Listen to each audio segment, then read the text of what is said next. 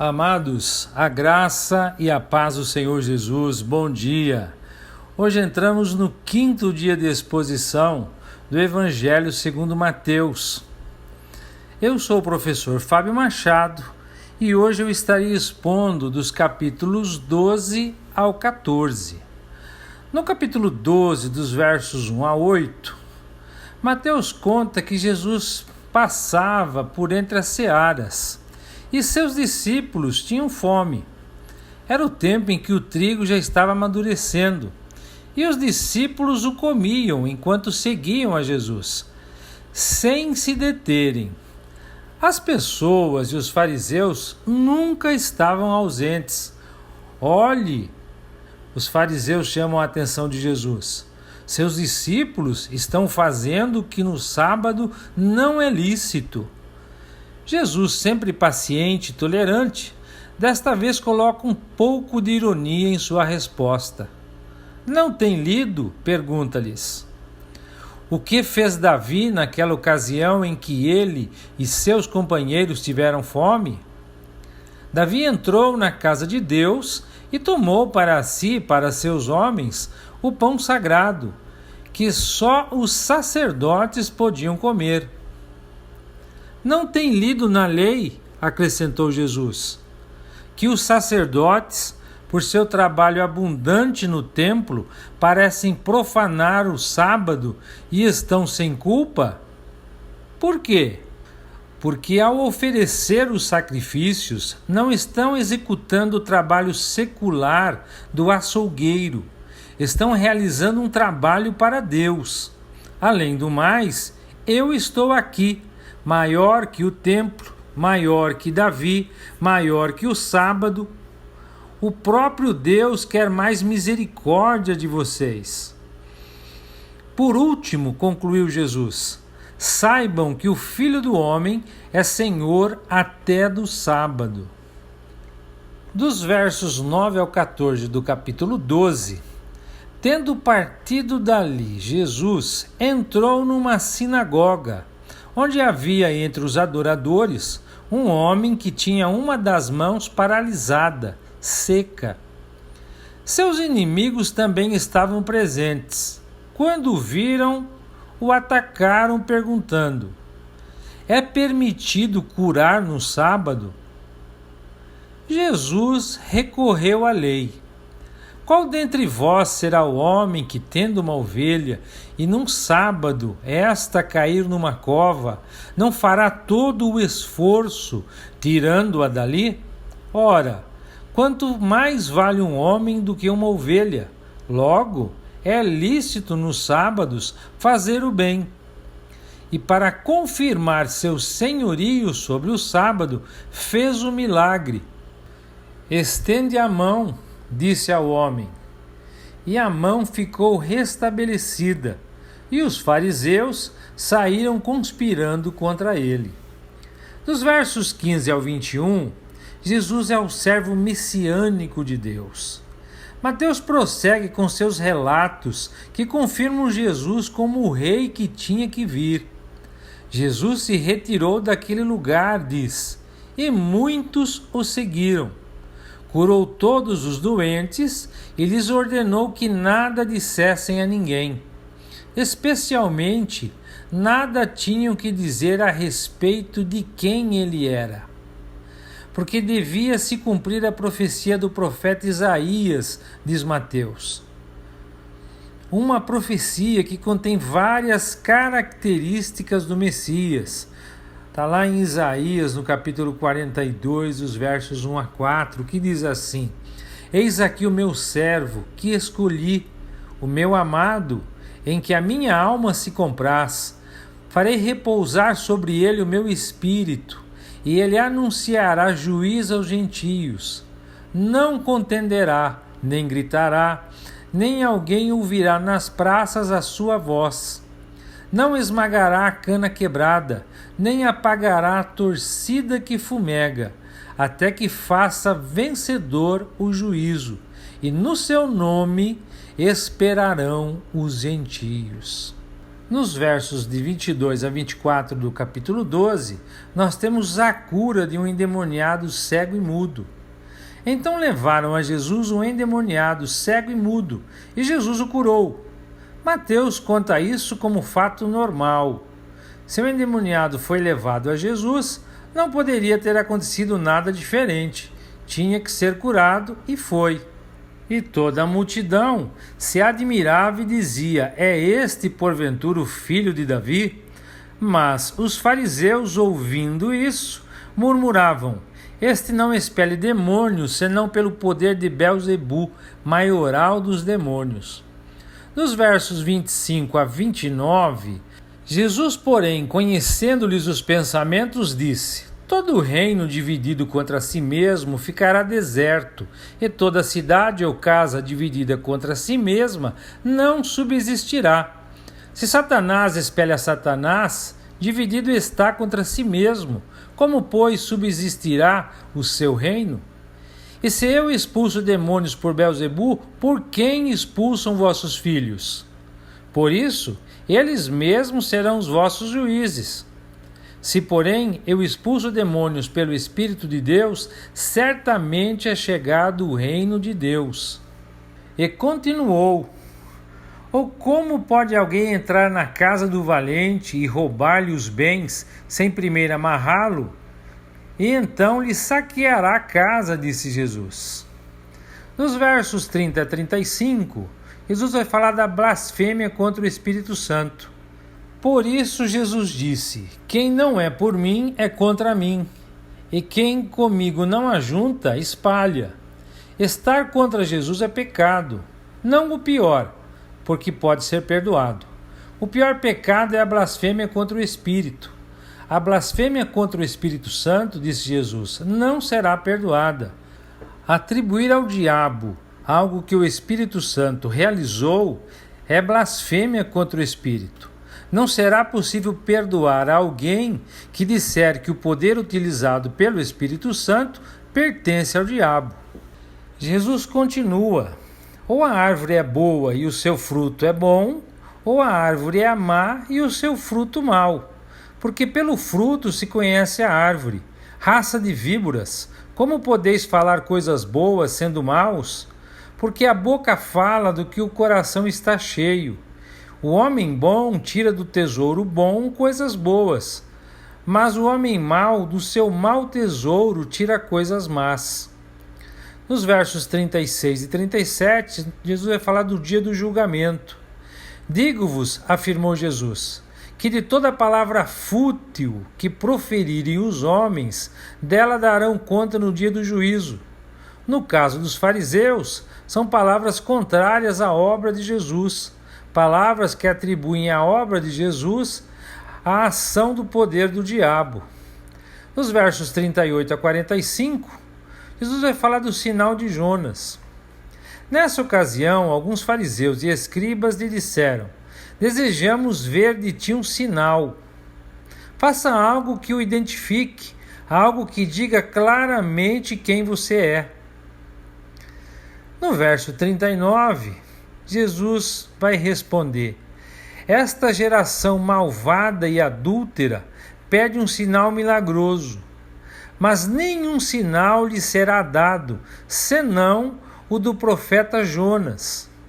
Porque assim como esteve Jonas, disse-lhes Jesus, 3 dias e 3 noites no ventre do grande peixe, assim o Filho do Homem estará 3 dias e 3 noites no coração da terra. Os fariseus não criam por causa da dureza do coração. E por causa dessa dureza, os pagãos os julgariam no dia do julgamento. Os ninivitas por um lado e a rainha de Sabá do outro. Os ninivitas por seu rápido arrependimento e a rainha de Sabá por sua fervorosa busca da sabedoria de Salomão, que provinha de Deus. Por outro lado, tendo alguém mais poderoso que Jonas, mais sábio e maior que Salomão, os fariseus não queriam ouvi-lo, nem queriam reconhecer o seu poder. Nos versos 43 ao 45 do capítulo 12, nós temos a estratégia de Satanás. Jesus continua falando que quando um espírito maligno sai de uma pessoa, porque deixou que o Espírito Santo trabalhasse nela, pode voltar. A pessoa que foi libertada, ao sentir-se segura, tende a permanecer em um estado neutro, nem apaixonadamente dedicada ao mal, nem zelosamente consagrada a Deus. Pensa que está bem e está, até que o espírito imundo que saiu dela, depois de vagar por lugares áridos, sem receptividade, decide voltar. Em uma pessoa neutra, o espírito mau se sente bem, como em uma casa desocupada, varrida e arrumada, tão bem que decide levar outros 7 espíritos piores que ele, e todos passam a morar ali. Assim, o estado final daquela pessoa torna-se pior que o primeiro. E assim também acontecerá a esta geração perversa, disse Jesus. Nos versos 46 aos 50 do capítulo 12, nós temos a família de Jesus. Jesus estava falando com o povo quando chegaram sua mãe e seus irmãos. Queriam conversar com ele, mas não o interromperam. Ficaram fora da reunião, esperando que terminasse. Mateus informa que alguém foi a Jesus e lhe informou: sua mãe e seus irmãos estão aí fora e querem lhe falar. Disse-o em voz audível e a multidão também ouviu. Por isso, Jesus respondeu também de uma forma que todos pudessem ouvir. Começou perguntando: quem é minha mãe e quem são meus irmãos? E estendendo a mão para os discípulos, disse: qualquer que fizer a vontade de meu Pai Celeste, acrescentou, esse é meu irmão, irmã e mãe. No capítulo 13, nós temos as parábolas do reino. Dos versos 1 ao 9, nós temos a parábola do semeador. Como em outras oportunidades, Jesus escolheu a beleza do mar da Galileia para ensinar. Por isso, às vezes, esse discurso é chamado de Sermão do Lago. As pessoas eram muitas e se estendiam pela grama com a calma pacífica de um rebanho. Então ele subiu em um barco. Um semeador, disse Jesus, saiu a semear. Todos já tinham visto semeadores, ou tinham semeado eles mesmos. Podiam ver a formosa planície de Genezaré que se estendia junto ao lago. Sobre suas ladeiras e sobre a planície, semeadores jogavam as sementes na terra branda, preparada esperançosamente por suas mãos. E ao semear, continuou Jesus, uma parte caiu à beira do caminho, e vindo as aves, a comeram. Outra parte caiu em solo rochoso, onde a terra era pouca, e logo nasceu. Visto não ser profunda a terra, saindo, porém, o sol, a queimou, e porque não tinha raiz, secou-se. Outra caiu entre os espinhos, e os espinhos cresceram e a sufocaram. Outra, enfim, caiu em terra boa e deu fruto, a 100, a 60 e a 30 por 1. No verso 10, a multidão meditava em silêncio. Então se aproximaram os discípulos e lhe perguntaram: por que lhes fala por parábolas? Dos versos 11 ao 17 do capítulo 13, nós temos a resposta. Porque a vós outros é dado conhecer os mistérios do reino dos céus, mas a eles não. Ao que tem sensibilidade espiritual, se lhe dará mais e terá em abundância. Mas ao que não tem, até o que tem lhe será tirado. Nele se cumpre a profecia de Isaías. Ainda que continuamente estejais ouvindo, jamais entendereis.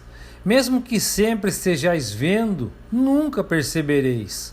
Posto que o coração deste povo está petrificado, de má vontade escutaram com seus ouvidos e fecharam os seus olhos, para evitar que enxerguem com os olhos, ouçam com os ouvidos, compreendam com o coração, convertam-se e sejam por mim curados. E continuou Jesus: mas abençoados são os vossos olhos, porque enxergam, e os vossos ouvidos, porque ouvem. Pois com certeza vos afirmo que muitos profetas e justos desejaram ver o que vedes e não viram, e ouvir o que ouvis e não ouviram. Dos versos 18 a 23 do capítulo 13, nós temos a explicação. Ouçam, disse Jesus a seus discípulos, o que significa a parábola do semeador. A explicação foi para eles em particular. Às vezes, a semente se perde. Alguém ouve a palavra sobre o reino e não a entende. Vem o maligno e a leva.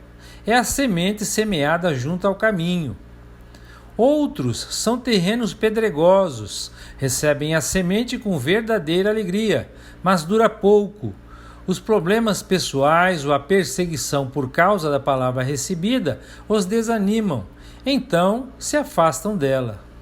Em outros, a semente cresce, mas os espinheiros, as preocupações da vida e a falsa atração das riquezas sufocam sua crença e morre antes de dar fruto. Mas a semente do reino nunca é completamente perdida. A maior parte dela cai em terra fértil. São pessoas que ouvem a palavra e a entendem. Rendem-se totalmente à firme convicção que o Espírito Santo lhes dá. Servem a Deus com imenso prazer. Seu testemunho é um poder que vem do Espírito Santo. E o reino cresce em abundância. 30, 60 e 100 por 1. Nos versos 24 a 30, nós temos a parábola do joio e do trigo. O reino dos céus, disse Jesus, é como um homem que semeou boa semente em seu campo. Mas ele tinha um inimigo, que veio de noite e semeou o joio sobre o trigo. Ninguém soube. Muito parecidas, as duas plantas brotaram e cresceram sem que ninguém notasse. Formou-se a espiga no trigo. No joio não. Parecia tudo muito claro. Os servos informaram o desastre ao dono e perguntaram: o senhor quer que a arranquemos? Não, respondeu-lhes. Deixem que o trigo e o joio cresçam juntos. Se arrancarem o joio, agora que suas raízes estão misturadas, arrancarão também o trigo. Esperemos até a colheita. Então os colhedores separarão o joio do trigo e, atado em molhos, o queimarão. O trigo, por outro lado, o guardarão em meu celeiro. Nos versos 31 e 32 do capítulo 13, o reino dos céus, disse-lhes Jesus, é como um grão de mostarda, a menor de todas as sementes, mas cresce mais do que todas as hortaliças e se converte em uma árvore tão grande que as aves se aninham em seus ramos.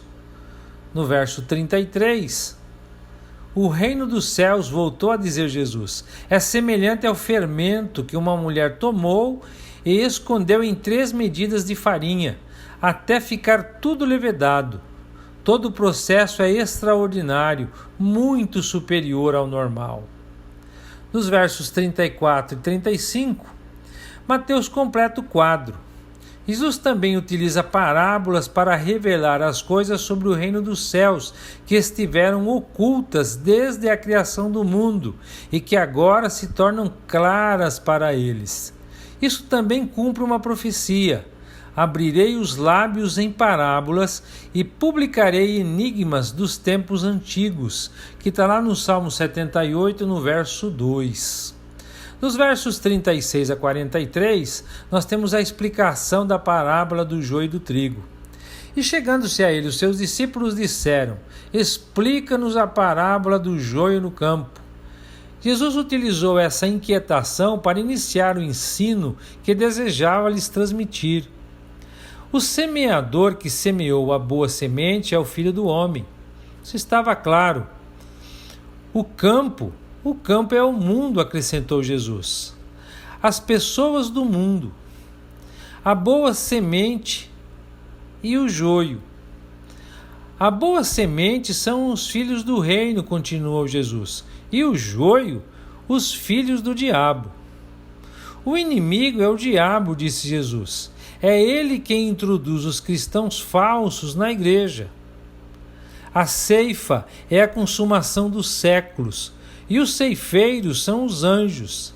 Jesus continuou dizendo: na ceifa do fim do mundo, os ceifeiros, que são os anjos, afirmou Jesus, ajuntarão os escolhidos de Deus em toda a terra para o seu reino.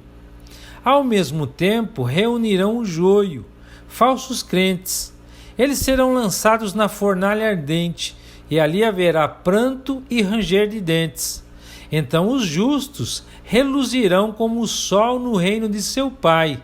Aquele que tem ouvidos para ouvir, que ouça. No verso 44, Jesus diz: o reino dos céus é como um tesouro escondido em um campo.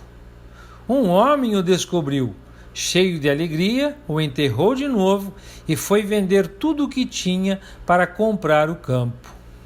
Nos versos 45 e 46, nessa parábola Jesus fala de um comerciante que andava procurando boas pérolas. Não sabia exatamente o que iria encontrar, mas buscava pérolas finas. Procurando, encontrou uma pérola de grande preço. E vai e vende tudo o que possui para comprá-la. Nos versos 47 a 50, temos a parábola da rede. Na parábola da rede, vemos o valor do reino para os que o promovem. Vale toda a dedicação. Pescam até que a rede se encha. A rede lançada no mar recolhe muitos peixes de toda espécie. Essa pesca reúne todo tipo de peixes, bons e maus. Os bons são guardados e os maus desprezados. Assim também ocorrerá no final desta era. Chegarão os anjos e irão separar os maus dentre os justos.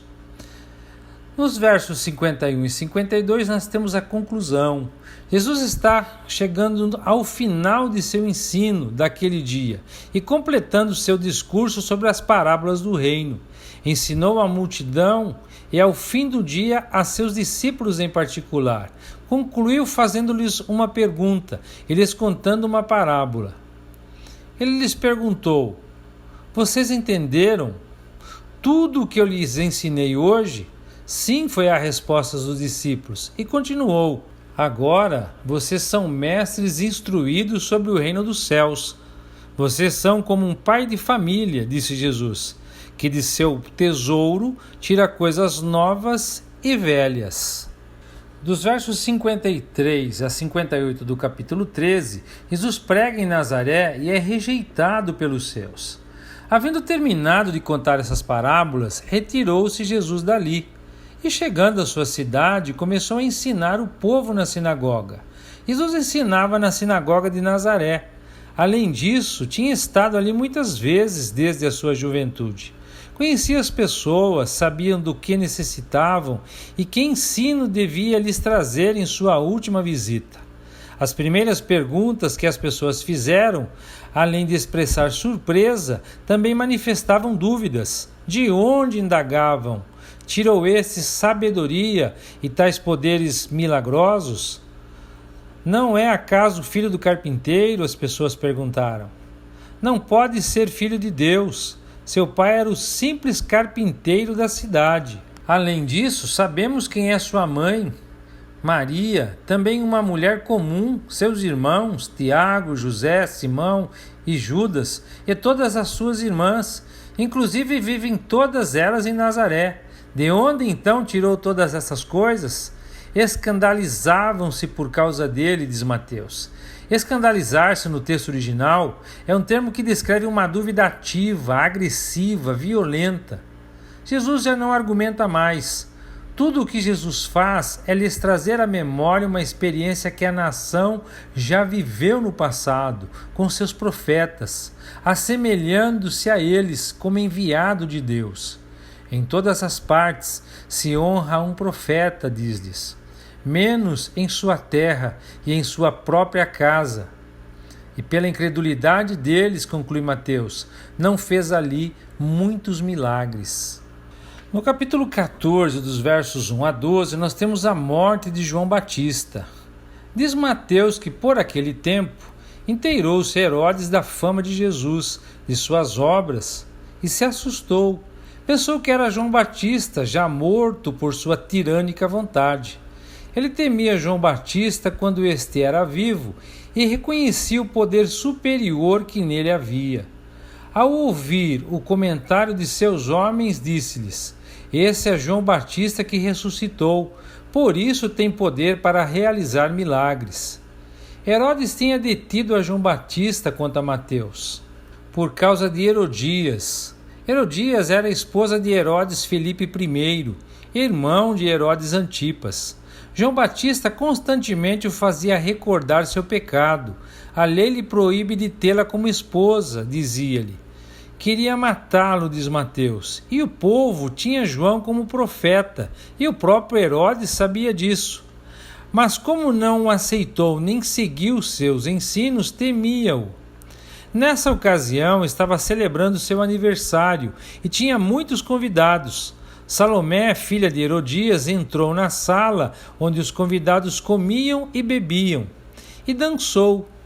Herodes quis se mostrar grande e poderoso. Peço o que quiser, disse-lhe, e eu lhe darei. Dê-me uma bandeja, a cabeça de João Batista, pediu Salomé, depois de consultar sua mãe. E então a surpresa, o rei se entristeceu, diz Mateus. Por causa de seus juramentos e em atenção aos convidados, de acordo com Mateus, Herodes mandou decapitar João. Levaram a Salomé em uma bandeja a cabeça de João, e ela a entregou à sua mãe.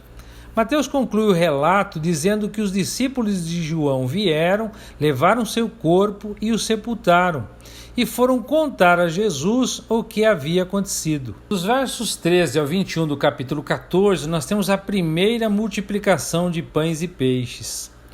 Agora, Mateus se reporta a um lugar solitário. Jesus retirou-se dali em um barco, depois de receber a triste notícia da morte de João Batista.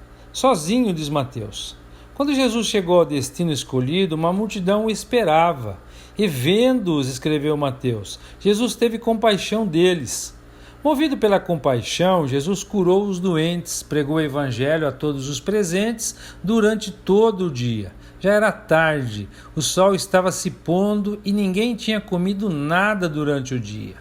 Os discípulos entenderam que eles deveriam se preocupar com a necessidade das pessoas e se aproximaram de Jesus. Este é um lugar afastado, disseram-lhe, e se faz tarde. Despede as pessoas. Há povoados próximos onde elas podem comprar o alimento necessário. As pessoas não precisam ir, objetou-lhes Jesus. Deem vocês mesmos a elas de comer. Tudo o que temos são 5 pães e 2 peixes, disseram os discípulos. Traga-nos para cá, ordenou-lhes Jesus, e mandou que as multidões se assentassem sobre o gramado. Tomou então os 5 pães e os 2 peixes e, olhando para o céu, os abençoou. Em seguida, tendo partido os pães, deu-os aos discípulos e estes serviram as multidões. Todos comeram até ficar satisfeitos, e os discípulos recolheram 12 cestos cheios de pedaços que sobraram. Os que se alimentaram foram cerca de 5.000 homens, sem contar as mulheres e as crianças. Dos versos 22 ao 33 do capítulo 14, Jesus anda por sobre o mar. Jesus ordenou que seus discípulos subissem no barco e se adiantassem a ele na viagem para o outro lado. Jesus então se despediu da multidão e logo se afastou para um lugar solitário, na montanha, a fim de orar. A viagem dos discípulos foi lenta. O vento soprava contra e, nessas condições, necessitavam de umas 8 ou 9 horas para cruzar o lago, a partir do lugar de onde haviam saído. O barco balançava e eles tinham medo. Já na madrugada, Jesus se aproximou, mas eles não o reconheceram. Jesus chegou caminhando sobre as águas e os discípulos, ao vê-lo, pensaram que era um fantasma. Gritaram de medo, diz Mateus. Acalmem-se, sou eu, disse-lhe Jesus, não tenham medo. Pedro, ao ver que Jesus caminhava sobre as águas, o desafiou. Senhor, disse-lhe, se és tu, manda-me ir ter contigo por sobre as águas. Vem, disse-lhe Jesus. Mas Pedro não tinha fé suficiente e com medo começou a afundar. Senhor, me salve! Clamou em pânico. Ali estava a mão estendida de Jesus, que nunca se esconde perante o menor pedido de seus seguidores. Buscando ajudá-lo, disse-lhe: Homem de pequena fé, por que duvidaste? Jesus e Pedro, este sustentado pela mão de Jesus, subiram no barco e o vento se acalmou. Então os que estavam no barco adoraram-no, exclamando: Verdadeiramente tu és o Filho de Deus. Dos versos 34 a 36 do capítulo 14, chegaram a Genezaré.